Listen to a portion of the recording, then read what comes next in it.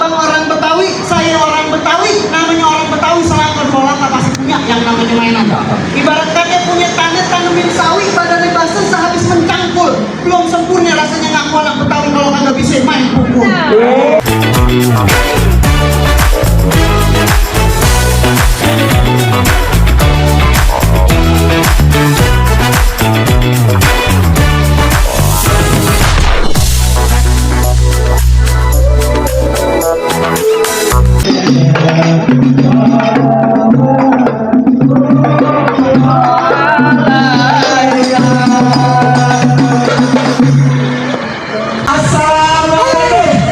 Waalaikumsalam warahmatullahi wabarakatuh. Pada ikan pasar minggu, untuk payah pilih yang matang. Dan pintu hati orang menunggu, saya kira abang ada rumah aja datang. Kamu pilih yang matang bisa diiringi buat hidangan. Ali kalau cantik dapat bermandangan kecuali kalau ada halangan. Tapi kan abang datang kemarin beserta kawan mau datang acara sunatan. Iya. Ngomong apa mau disunat semua? Abi cuma 2 kali. Abang naik bis pergi ke Rorotan mau beli asinan belum pakai matang. Ya, mesenin anak habis pada si abang beli mainan biar dia pada nantang. Pergi ke taman melihat kasir, pergi ke keramat melihat kodok bangong. Di zaman waktu ayah masih kecil, kalau mau sunat kudu nyari bengkong.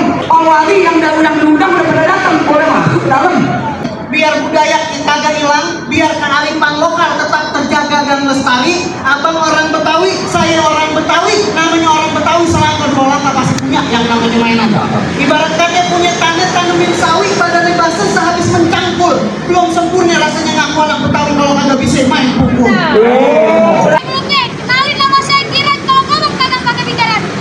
Abang jadi orang jangan bikin ayah gak sabaran. Nih, omongan abang saya bikin orang-orang. Kalau kenalin nama ayah dan Ciput. Kalau ngomong bikin abang. Abang jadi anak jangan bikin. Nanti gigi abang aja. Udah bang, bisa lanjut